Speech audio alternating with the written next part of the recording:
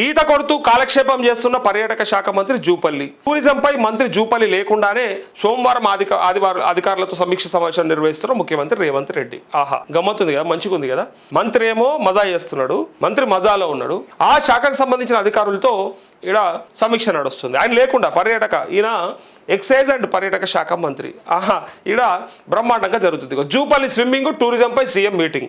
ఆ శాఖ మంత్రి లేకుండానే సమీక్ష సమావేశం. ఇటీవల అప్పులపై సవాళ్ళ విసిరిన జూపల్లి అవి బెడ్స్ కొట్టడంతో సర్కార్ బదనం, నోటి దురిసే ప్రభుత్వాన్ని ఇబ్బందులకు నెట్టిందని ఆగ్రహంతో సీఎం అందుకే మంత్రిని పక్కన పెట్టారని చర్చ అంటూ మంత్రిని పక్కన పెట్టి ఇప్పుడు ఈయన చేసినటువంటి ఏదైతే తొందరపాటు చర్య ఉందో, తొత్తరపాటు ఏదైతే ఉందో ఆ తొత్తరపాటు ఎట్లా అంటే ఈడికొస్తా ఆడికొస్తా, తెలంగాణ భవన్ వస్తా, లేకపోతే గన్ పార్క్ వస్తా, ప్రెస్ క్లబ్కి వస్తా అని చెప్పి ఇటుకెళ్ళాటు అటుకెళ్ళిటు స్టోరీలు చెప్పి నడిపి మొత్తానికి అప్పుల్లో లెక్కలన్నీ తప్పులు చెప్పి చివరికి ఏమైంది అంటే పోయి ఎంజాయ్ చేస్తున్నాడు. ఎట్లా ఎంజాయ్ చేస్తున్నాడు అంటే ఆ శాఖ సమీక్ష సమావేశంలో ఆయన లేకుండా జరుగుతూ ఉంది.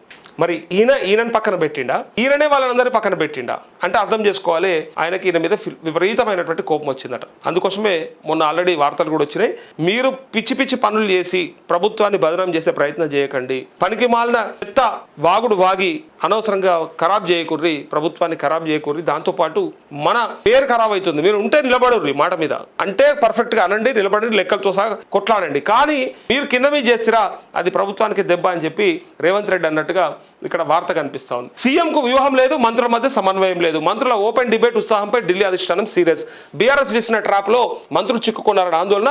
రంగంలోకి కాంగ్రెస్ సంస్థాగత ప్రధాన కార్యదర్శి కేసీ వేణుగోపాల్, మీనాక్షి నటరాజన్ ఢిల్లీకి లేక టీపీసీసీని నివేదికలు కోరిన ఏఐసీసీ అంటూ మంత్రుల ఓపెన్ డిబేట్ సవాలుపై కాంగ్రెస్ అధిష్టానం సీరియస్ అయిందా, అప్పుల లెక్కలను బజార్లో పెట్టాలనుకోవడం పొలిటికల్ గా మిస్ఫైర్ అని తలంటిందా, ముఖ్యమంత్రి రేవంత్ రెడ్డికి కేబినెట్ మీద నియంత్రణ లేదని అసంతృప్తి వ్యక్తం చేసిందా, ఓపెన్ డిబేట్ సవాల్పై హైడ్రామాలో ఇక్కడ మొత్తానికి ఈ వార్త సారాంశం ఏంటంటే మంత్రుల మధ్య సఖ్యత లేదు. మంత్రులు మాట్లాడుతున్నది ఒకటి ఉన్నది, వాళ్ళ ఇంటర్నల్ గా ఒకటి ఉన్నది. అందుకోసమే కరెక్ట్ గా మాట మీద నిలబడతలేరు. ఒకవేళ వీళ్ళకి గనక బీఆర్ఎస్ ని కార్నర్ చేయాలని ఉంటే, బీఆర్ఎస్ ని గనక తప్పుగా చూపెట్టాలనుకుంటే గట్టిగా కొట్లాటోళ్ళు, గట్టిగా నిలబడేటోళ్ళు. కానీ బీఆర్ఎస్ వాళ్ళకు ఉన్నంత వీళ్ళకి లేదు. మాజీ మంత్రులుగా చేసినటువంటి జగదీష్ రెడ్డి, హరీష్ రావు, కేటీఆర్ లాంటి వాళ్ళకు ఉన్నట్టుగా వీళ్ళకి లేదు. వీళ్ళకి ఏమున్నది, వాళ్ళకేమో వాళ్ళ పార్టీని కాపాడుకోవాలని ఉన్నది, ఎట్టి పరిస్థితుల్లో కేసీఆర్ని మళ్ళీ ముఖ్యమంత్రి చేయాలని ఉన్నది. అందుకోసమే వాళ్ళు పట్టరాదు పడితే విడవరాదు అనే సామెత ప్రకారం వాళ్ళు ఇడిచిపెడతలేరు.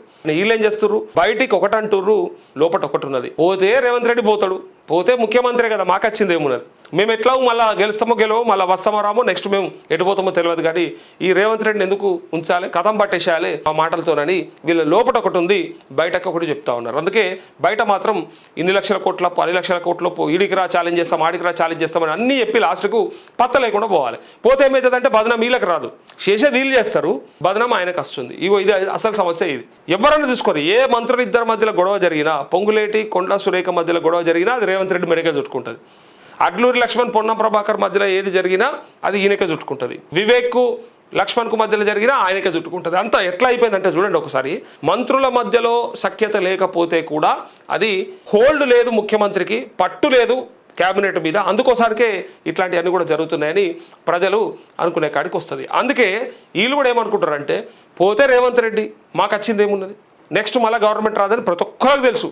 వీళ్ళకి కాదు, ఒక్క రేవంత్ రెడ్డి ఒక్కడికి మాత్రమే మళ్ళీ రావాలని ఉంటుంది. ఎందుకంటే నేను ముఖ్యమంత్రిగా ఉన్నా, ఎందుకు వదులుకోవాలని చెప్పి. వీళ్ళకేమున్నదంటే మాకా ప్రమోషన్ వచ్చేది లేదు, మేమో మళ్ళీ ముఖ్యమంత్రి వేయలేదు, అసలు నెక్స్ట్ మా కాన్స్టిట్యున్సీలలో ఎమ్మెల్యేలకు గెలుస్తామా గెలవమా అనే భావనలో వాళ్ళు ఉన్నారు. కాబట్టి వాళ్ళకు ఒకటే ఒక లెక్కలు ఉన్నారు, పోతే రేవంత్ రెడ్డి, లేకపోతే మాకు వచ్చిందేమున్నది పోయిందేమున్నది.